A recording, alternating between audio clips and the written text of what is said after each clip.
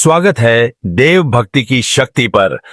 आज हम आपके लिए लेकर आए हैं तिरुपति बालाजी की एक अद्भुत कथा, एक ऐसी कहानी जो आपके दिल को छू लेगी और आपके मन में अद्भुत भक्ति की जड़ें गहरे उतार देगी। जानिए कैसे भगवान वेंकटेश्वर ने अपने भक्तों के जीवन में चमत्कार किए और उनकी आस्था को नया आकार दिया। क्या आप जानते हैं कि तिरुपति बालाजी के दरबार में किस तरह हर मनोकामना पूरी होती है? इस वीडियो में हम आपको बताएंगे वो अनकही रहस्यमय बातें जो आपकी आस्था को और भी प्रगाढ़ बना देंगी।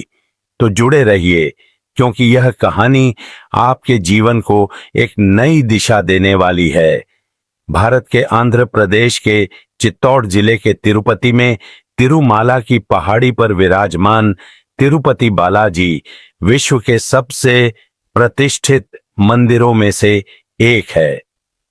तिरुपति बालाजी मंदिर 7 चोटियों से घिरा हुआ है, जिस वजह से तिरुपति बालाजी मंदिर को 7 पहाड़ियों का मंदिर भी कहा जाता है। तिरुपति बालाजी से प्राचीन की कई पौराणिक कथाएं जुड़ी हुई हैं। भगवान वेंकटेश्वर को विष्णु जी का रूप माना जाता है, जिन्होंने कलयुग के कष्टों से लोगों को बचाने के लिए अवतार लिया था। तिरुपति मंदिर की कहानी भगवान विष्णु और माता लक्ष्मी के धरती लोक पर अवतार लेने से जुड़ी है। एक बार ऋषियों ने यह तय करने के लिए बैठक रखी कि त्रिमूर्ति ब्रह्मा, विष्णु और शिव में से कौन सर्वोच्च है। उन्होंने महर्षि भृगु को यह महत्वपूर्ण कार्य सौंपा, क्योंकि वह अपनी बुद्धिमत्ता और निष्पक्षता के लिए प्रसिद्ध थे। इसके बाद महर्षि भृगु तीनों देवों की परीक्षा लेने के लिए चल पड़े। महर्षि भृगु सबसे पहले ब्रह्मा जी के पास जाते हैं। वे ना तो उन्हें प्रणाम करते हैं और ना ही उनकी स्तुति करते हैं। यह देख ब्रह्मा जी को महर्षि भृगु पर बहुत क्रोध आता है। उनका क्रोध इतना बढ़ जाता है कि मुख बिल्कुल लाल हो जाता है। ब्रह्मा जी का क्रोध अंगारों में बदल गया। कुछ क्षणों बाद उन्होंने अपना गुस्सा ठंडा करने का प्रयास किया। भृगु, तुमने ना तो मुझे प्रणाम किया और ना ही मेरा मान किया। ऐसा करके तुमने मेरा अपमान किया है। फिर भी मैं तुम्हें इसलिए क्रोधवश कुछ नहीं कह रहा हूं क्योंकि तुम मेरे पुत्र हो। इसी कारण मैं अपने क्रोध को दबा रहा हूं। मैं यही देखना चाहता था ब्रह्मदेव कि आप मेरा ऐसा आचरण देख अपने मुख पर क्रोध रोक पाते हैं या नहीं। अब मुझे आज्ञा दीजिए। ब्रह्मा जी से भेंट करने के बाद महर्षि भृगु भगवान शिव से मिलने कैलाश पहुंचे। भगवान शिव ने जैसे ही महर्षि भृगु को आते देखा, वे प्रसन्न हो गए और भृगु ऋषि का आलिंगन करने लगे। पधारिए महर्षि भृगु, आपका स्वागत है। मेरा आलिंगन स्वीकार कीजिए। महादेव, आपने हमेशा ही धर्म और वेदों की मर्यादाओं का उल्लंघन किया है। आप इन दुष्ट राक्षसों और असुरों को जो वरदान देते हैं, उनके कारण सृष्टि को कई प्रकार के संकटों का सामना करना पड़ता है। इसी कारण मैं आपका आलिंगन कदापि स्वीकार नहीं करूंगा। महर्षि भृगु के मुख से यह सब बातें सुनकर भगवान शिव गुस्से से लाल हो उठे। उनका क्रोध इतना अधिक बढ़ गया कि वे त्रिशूल उठाकर भृगु पर प्रहार करने लगे। महर्षि भृगु, आपका इतना साहस कि आप यह शब्द बोलकर मेरा अपमान कर रहे हैं। नहीं प्रभु, इस तरह ऋषि भृगु पर प्रहार करना आपके लिए उचित नहीं है। अपने क्रोध को शांत कीजिए। क्रोध प्रलय और सर्वनाश का प्रतीक है। मुझे क्षमा कीजिएगा महादेव, यदि मेरे कारण आपको कोई कष्ट हुआ हो।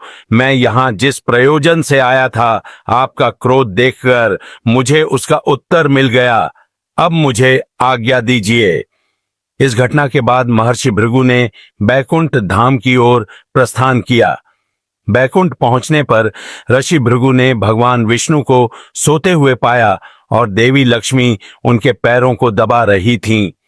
क्रोध के आवेश में और विष्णु के धैर्य और महानता की परीक्षा लेने के लिए महर्षि भृगु ने भगवान की छाती पर लात मारी, जहां लक्ष्मी भाग्य की देवी के रूप में निवास करती हैं। भगवान विष्णु ने अपने नेत्र खोले और ऋषि भृगु के पैर पकड़कर बोले, प्रिय ऋषि भृगु, यदि मैंने आपको कोई असुविधा पहुंचाई हो तो मैं क्षमा चाहता हूं। कृपया मुझे आपके मेरी छाती पर प्रहार करने के कारण आपके पैर में होने वाले दर्द को कम करने दीजिए। भगवान की विनम्रता और क्षमा से स्तब्ध ऋषि भृगु अपने कृत्य के लिए पश्चाताप से भर गए। भगवान विष्णु महर्षि प्रभु के चरणों को दबाने लगे। अपने प्रति प्रेम देख महर्षि भृगु की आंखों में आंसू आ गए। उन्होंने महसूस किया कि भगवान विष्णु सर्वोच्च देवता थे, जो सभी प्राणियों के लिए सहिष्णुता, क्षमा और सुरक्षा के प्रतीक थे। महर्षि भृगु बिना कुछ बोले वहां से वापस लौट आए। उन्हें अपने प्रश्न का उत्तर मिल चुका था, परंतु महर्षि भृगु के इस तरह के व्यवहार से देवी लक्ष्मी क्रोधित हो गईं।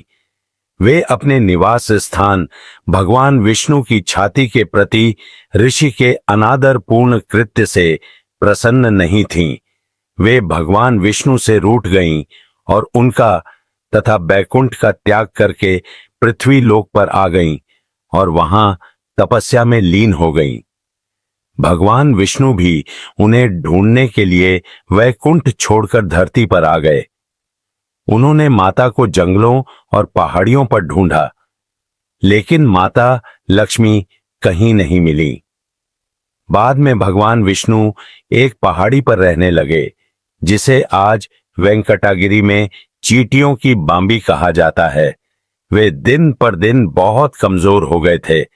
ब्रह्मा जी और शिव जी ने विष्णु जी की यह हालत देखी नहीं गई। माता लक्ष्मी को ढूंढने में भगवान विष्णु की मदद करने के लिए ब्रह्मा जी और शिव जी गाय और बछड़े का रूप धारण कर धरती पर आ पहुंचे। यह गाय राजा चोल के पास थी, लेकिन एक रोज उस गाय ने दूध देना बंद कर दिया। पौराणिक कहानियों के मुताबिक वह गाय एक पहाड़ी पर जाकर अपना सारा दूध भगवान विष्णु को पिला देती थी। महाराज, जो गाय और उसका बछड़ा जंगल से मिले थे, उन्होंने कहा, उस गाय ने अब दूध देना बंद कर दिया है और रोजाना ही न जाने वह गाय अपने बछड़े के साथ कहां गायब हो जाती है और कुछ देर बाद ही लौट आती है। ऐसा कैसे हो सकता है? तुम्हें उस पर नजर रखनी चाहिए कि आखिर वह दूध क्यों नहीं दे रही और रोजाना वह कहां जाती है। मुझे पूरी खबर दो। सेवक ने गाय का पीछा किया। उसने देखा कि गाय अपना सारा दूध चींटियों की उस बांबी में गिरा देती है, जिसमें भगवान विष्णु श्री निवास के रूप में विश्राम कर रहे हैं, ताकि भगवान विष्णु गाय का दूध पी सकें और उनकी भूख मिट सके। सेवक सब कुछ देख लेता है और गुस्से में आकर उस गाय की तरफ कुल्हाड़ी फेंकता है, लेकिन तभी भगवान विष्णु प्रकट होते हैं और गाय को बचाने में वह कुल्हाड़ी उनके माथे पर लग जाती है। कुल्हाड़ी से लगी उस चोट का निशान आज भी भगवान वेंकटेश्वर की मूर्ति में कायम है।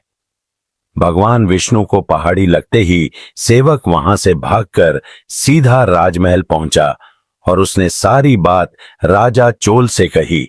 सेवक की बात सुनकर राजा चोल हैरान रह गए और घबराहट में भगवान विष्णु से क्षमा मांगने के लिए उस स्थान पर पहुंचे।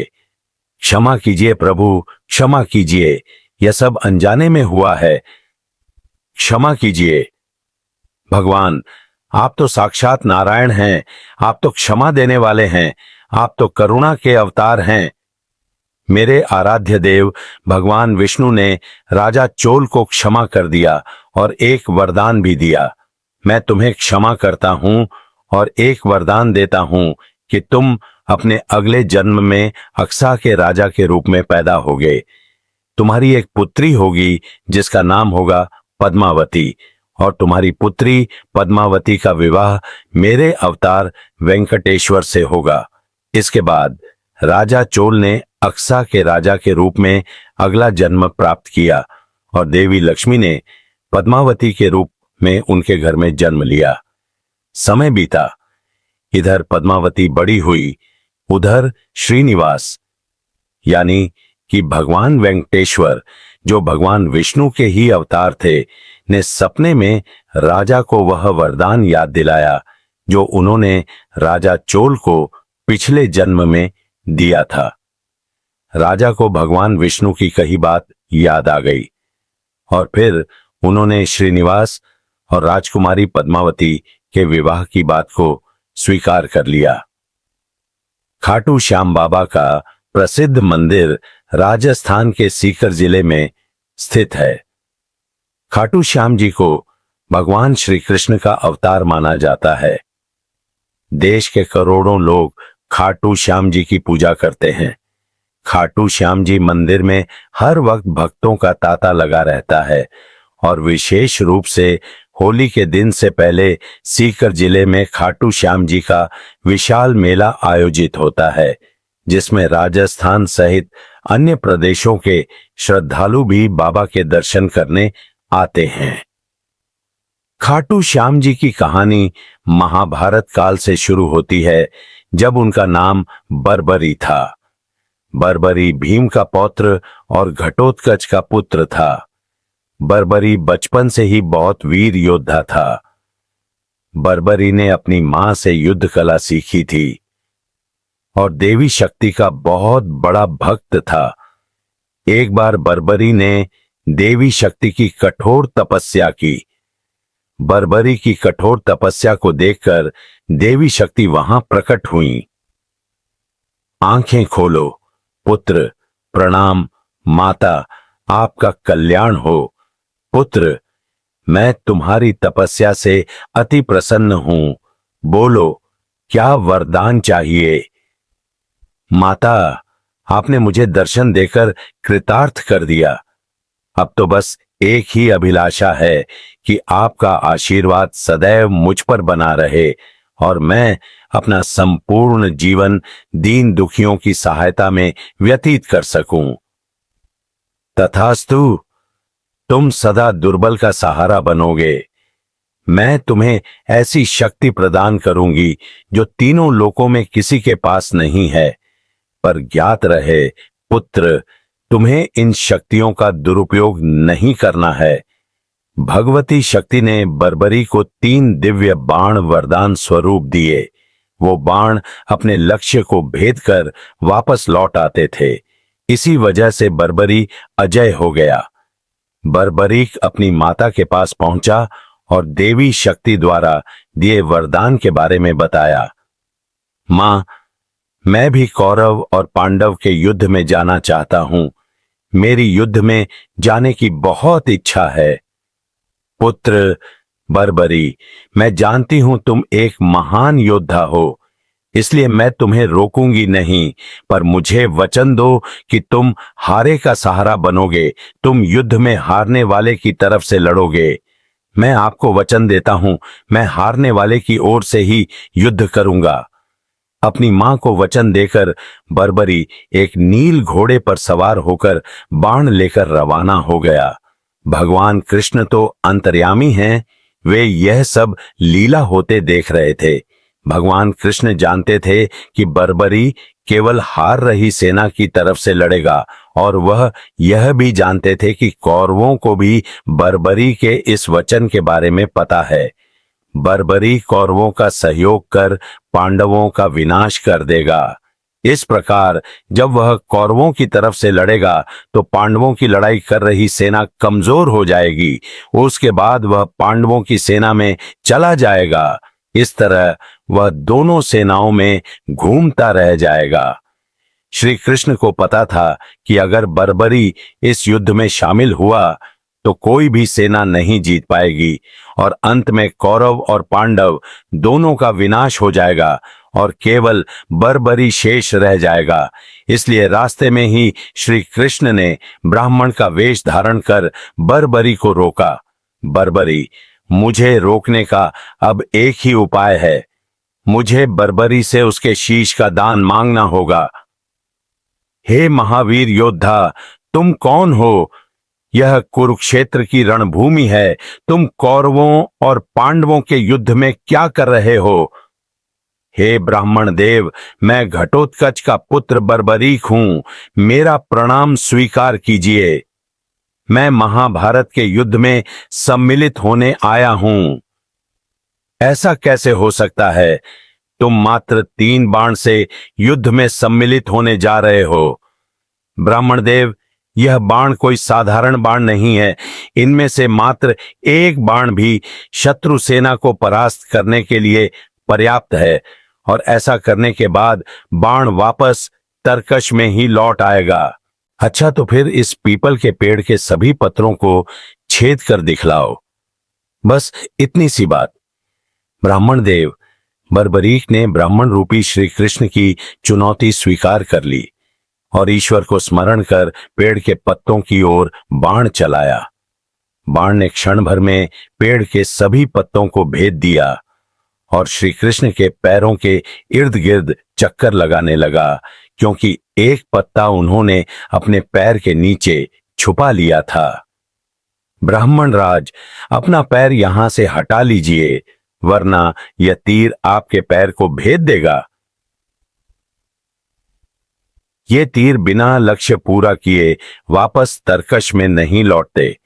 बर्बरीक के तीर अचूक हैं, लेकिन अपने निशाने के बारे में खुद बर्बरीक को भी पता नहीं रहता है। असली रणभूमि में अगर मैं सभी पांडव भाइयों को अलग अलग कहीं छिपा भी दूंगा ताकि वे बर्बरीक का शिकार होने से बच जाएं, तब भी बर्बरीक के तीरों से कोई नहीं बच पाएगा। इन अचूक तीरों से कोई नहीं बच सकता है। हे वीर योद्धा, मैं तुम्हारे साहस की सराहना करता हूं। मैं तुमसे दान स्वरूप कुछ मांगना चाहता हूं। ब्राह्मण महाराज, यदि मेरे वश में होगा तो मैं आपकी इच्छा अनुसार दान की अभिलाषा जरूर पूर्ण करूंगा। मैं वचन देता हूं, आप मुझसे दान में जो भी मांगेंगे मैं आपको मना नहीं करूंगा। मुझे तुम्हारा शीश दान चाहिए। क्या तुम ऐसा कर सकते हो? आप कौन हैं? मुझे अपना परिचय दीजिए। आप मुझे ब्राह्मण नहीं दिखाई देते। कृपया करके मुझे अपने वास्तविक रूप से अवगत कीजिए। बर्बरीक की प्रार्थना करने पर भगवान कृष्ण अपने रूप में आ जाते हैं। बर्बरीक उन्हें प्रणाम करता है। वासुदेव कृष्ण, आप स्वयं मेरे शीश दान की अभिलाषा हेतु आए हैं। बर्बरीक, युद्ध भूमि की पूजा के लिए एक वीरवर क्षत्रिय के शीश के दान की आवश्यकता होती है, और तुम महावीर महायोद्धा हो, अतः मैं तुमसे शीश दान मांगता हूं। हे वासुदेव कृष्ण, मैं आपको शीश दान अवश्य दूंगा, पर मेरी 2 इच्छाएं हैं।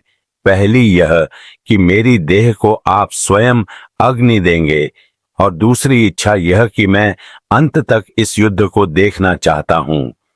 ऐसा ही होगा वीर शीशदानी बर्बरीक। कलयुग में लोग तुम्हें हारे का सहारा बोलेंगे, तुम्हें श्याम नाम से पुकारेंगे। मेरे नाम से ही तुम्हारी कलयुग में पूजा की जाएगी। कलयुग में खाटू श्याम नाम से तुम्हारी पूजा होगी। फाल्गुन माह की द्वादशी को बर्बरीक ने अपने शीश का दान दिया। बर्बरीक को ब्रह्मा जी का श्राप था कि उनकी मृत्यु पृथ्वी लोक पर भगवान कृष्ण के हाथों ही होगी, तभी वह श्राप मुक्त हो सकता है।